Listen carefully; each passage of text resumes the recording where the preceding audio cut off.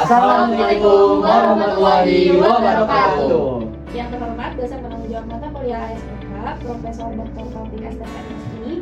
Perkenalkan kami dari kelompok 5 yang ingin mempresentasikan hasil kerja kami yang berjudul Pengambilan Keputusan Melalui Desain Sistem ERP Ibu untuk Optimalisasi Modul HR, Sales, dan Accounting.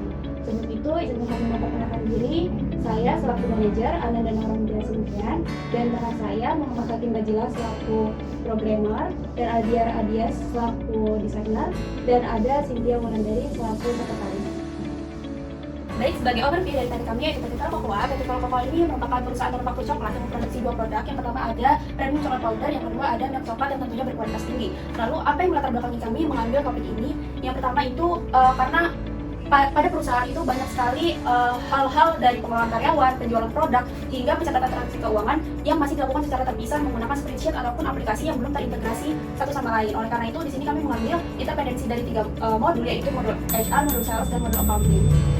Untuk kita permasalahan yang sudah kami analisa, yaitu yang pertama ada pengelolaan data HR, sales, dan accounting yang masih dilakukan secara terpisah, yang sehingga menyebabkan adanya duplikasi data dan inkonsistensi informasi antar divisinya. Lalu proses administrasi karyawan dari absensi dan cuti yang masih dilakukan secara manual. Lalu juga ada monitoring penjualan dan performa sales yang belum real time juga. Lalu data penjualan belum terintegrasi langsung dengan accounting. Dan yang terakhir juga ada sistem informasi perusahaan yang belum terpisah dan terintegrasi.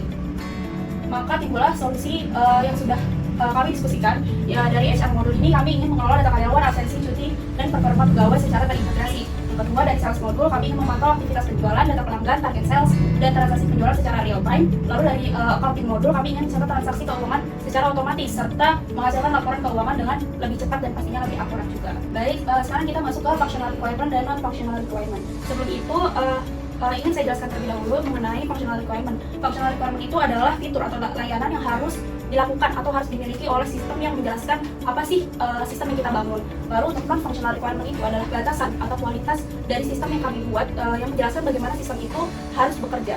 Dan untuk pada modul HR ini, functional requirement-nya kami ingin membuat gimana sistem itu bisa manajemen rekrutmen, bisa manajemen data karyawan, bisa manajemen kontrak, hingga ke integrasi payroll-nya. Lalu untuk non functionalnya, kami ini ingin menjamin bahwa sistem itu bisa secure, bisa usability, bisa interoperability, availability, dan pasti datanya itu terintegritas. Lalu dari sisi salesnya, kami ingin sistem kami itu bisa bekerja untuk manajemen pelanggan, pembuatan quotation, pembuatan sales order, pemeriksaan stok otomatis, hingga pelacakan delivery-nya. Dan untuk non-functionalnya, kami ingin memastikan sistem kami ini bisa bekerja dari mobile access dan secara real time, lalu juga pricing security. Dari sisi accountingnya, kami membuat sistem kami ini dapat bekerja untuk membuat dashboard keuangan, pengelolaan invoice, verifikasi transaksi, hingga pencatatan jurnal akhir atau jurnal secara otomatis. Lalu untuk non-functionalnya, kami membuat sistem accounting ini sederhana, tapi bisa mencatat itu dalam hariannya secara real time, lalu juga availability, dan pastinya terintegrasi. Selanjutnya terkait desain arsitektur sistem. Yang pertama untuk modul HR pada sistem ERP modul ini digunakan untuk mengelola rekrutmen, data karyawan, absensi, cuti, hingga payroll secara terintegrasi. Berikutnya desain arsitektur sistem pada modul sales. Modul sales digunakan untuk mengelola customer relationship management, quotation, sales order, pengecekan stok, hingga delivery produk. Sistem ini menghubungkan customer, sales process, dan accounting secara real time sehingga data penjualan dapat diproses secara otomatis. Desain arsitektur sistem accounting. Modul accounting digunakan untuk mengelola invoice, verifikasi transaksi, jurnal otomatis, dashboard keuangan, dan financial reporting. Berikutnya terkait entity relationship diagram. Ini menggambarkan hubungan antar data pada modul HR, sales, dan accounting seperti employee, payroll, customer, sales order, invoice, dan transaksi keuangan. Dengan adanya relasi antar data ini, sistem dapat meningkatkan integrasi informasi dan mengurangi duplikasi data. Berikutnya, key performance indicator modul HR. Pada arsitektur fungsional, modul HR mengelola rekrutmen, data karyawan, absensi, cuti, kontrak kerja. KPI utama yang digunakan yaitu rekrutmen success rate. Lalu ada arsitektur konseptual, sistem ini menghubungkan pelamar, HR, employee database, dan kehadiran. Berikutnya ada arsitektur logis, terdiri dari rekrutmen pipeline, attendance engine, payroll, dan approval workflow. Lalu ada arsitektur fisik, menggunakan UDO ERP server, employee portal, database server, dan cloud backup. KPI performance ini pengukuran performa HR untuk meningkatkan efisiensi SDM integrasi sistem. Nah, untuk KPI utama yang digunakan itu ada recruitment success rate, attendance compliance, leave approval time, payroll, dan employee data integrity.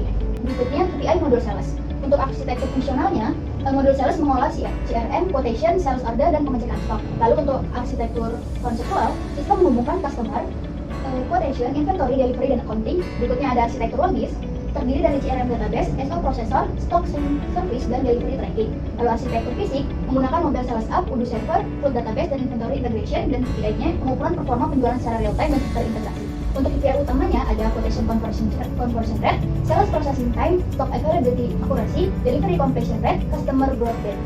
Dan yang terakhir ada KPI pada modul accounting. Untuk arsitektur fungsionalnya, modul accounting mengelola invoice, jurnal otomatis, dashboard keuangan, dan laporan. Lalu untuk arsitektur konseptual, sistem menghubungkan data HR dan sales ke proses accounting dan financial reporting.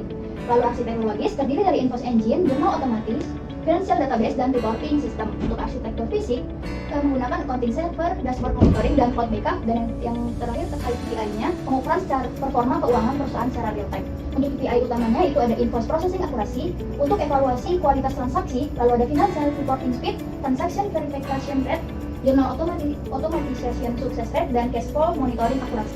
Oke, next selanjutnya adalah pengenalan bisnis proses model and notation atau yang bisa kita kenal dengan BPMN. Nah, jadi pada BPMN ini kita menggambarkan alur proses bisnis dan integrasi antara modul HR, sales, dan accounting dalam satu sistem ERP berbasis satu modul. Nah, jadi untuk penjelasan alur BPMN ini sendiri itu seperti apa? Jadi proses itu dimulai dari sales pertamanya. Nah, di mana customer melakukan permintaan produk kepada sebuah perusahaan. Nah, setelah itu kemudian sales staff ini membuat quotation melalui sistem ERP Odoo dan melakukan proses sales order setelah quotation ini disetujui gitu. Nah, setelah itu data penjualan tersebut akan masuk ke integrasi dengan modul inventory dan accounting untuk proses pengecekan stok, pembuatan invoice, serta pencatatan transaksi keuangan secara otomatis. Nah, selanjutnya pada modul HR, itu di sistem digunakan untuk mengelola data karyawan, absensi, cuti, kontrak kerja, dan payroll tentunya. Nah, jadi pada data payroll ini yang dihasilkan dari modul HR itu adalah akan otomatis terhubung ke modul accounting tentunya, sehingga proses pencatatan biaya tenaga kerja ini bisa lebih efisien dan efektif, secara real time juga bisa dilihatnya. Nah, dan terakhir ini ada pada modul accounting. Nah, pada modul accounting ini sistem menerima dan transaksi dari modul sales dan HR untuk dilakukan proses invoice. Nah, di mana proses invoice ini melalui proses verifikasi pembayaran, jurnal otomatis, dan financial reporting. Nah, jadi hasil dari integrasi tersebut kemudian ditampilkan dalam bentuk dashboard yang nanti akan saya tampilkan dan laporan keuangan untuk membantu manajemen dalam pengambilan keputusan. Oke, baik, selanjutnya di sini saya akan menjelaskan microservice yang sudah kita buat, yaitu dengan berbasis apps yang bisa diakses di HP Android kita. Oke, yang pertama tujuannya untuk apa sih microservice ini? Yang pertama untuk memberikan transparansi data mutlak untuk mempercepat dan meningkatkan akurasi proses evaluasi perusahaan. Nah, di sini juga saya sudah mengintegrasikan antara Odoo dengan aplikasinya ini. Lalu pada modul HR atau rekrutmen ini, yang pertama berfungsi untuk mendigitalisasi seluruh proses pengrekrutan secara otomatis. Lalu di sini kita bisa melihat kandidat tracking dan di mana kita bisa melakukan action untuk sampai mana sih karyawan ini prosesnya seperti itu. Lalu di sini terdapat digital identity. Nah, digital identity ini kita bisa mengakses seluruh karyawan, lalu kita bisa melihat gimana data dari karyawan tersebut, dan di situ kita bisa melakukan evaluasi kinerja terhadap karyawan tersebut. Nah, selain itu di sini terdapat kartu badge yang dimana itu otomatis sudah dibuat dengan aplikasinya yang pasti sudah terintegrasi dengan Odoo. Nah, di sini juga badge tersebut bisa di-scan melalui Odoo Attendance yang dimana nanti bakal otomatis mendapatkan absen untuk absen in dan out. Nah, pada modul accounting yang pertama di sini kita bisa melihat pemantauan real time antara total penjualan, total pembelian, saldo bank, dan kas tunai. Nah, pada digital documentation ini mengamankan arsip semua transaksi arsip ini dengan bisa mencetak PDF-nya seperti itu. Baik, selanjutnya di sini terdapat modul sales analytics yang dimana fokus modul tersebut berfungsi murni sebagai basis bisnis intelijen untuk pengusaha komersial. Lalu terdapat landing page insight menampilkan top performer yang mencakup data pelanggan, paling loyal, produk terlaris, dan kategori dengan margin tinggi. Nah, di sini juga kita bisa memonitoring stoknya. Nah, misalkan stoknya tinggal sedikit nih, jadi tim dari sales ini dia memberitahukan ke orang-orang produksi untuk bisa menyetok lebih banyak lagi. Dan itu juga penjualannya juga bisa kita tracking, teman-teman. Sudah berapa penjualannya dan berapa stoknya. Lah, lalu di sini kan terdapat top sales production, yang dimana top sales production ini dapat bisa mendapatkan komisi setiap penjualannya, yaitu sebesar 5%. Dan di sini juga sudah otomatis terhitung 5% dari top penjualannya dan lalu bisa langsung dibayarkan oleh manajer sales. Apa sih fitur unggulan dari Velo Apps ini? Yang pertama, kita sudah memberikan machine learning terhadap Velo Apps ini, yang dimana itu berfungsi untuk mengevaluasi kinerja perusahaan. Nah, ketika kita bisa menanya ke AI tersebut, ketika kita ingin tahu nih bagaimana performa perusahaan, nah kita juga bisa bertanya dengan Velo AI ini. Nah, yang kedua, dengan adanya AI ini, dia bisa dapat memprediksi apa yang akan terjadi setelahnya.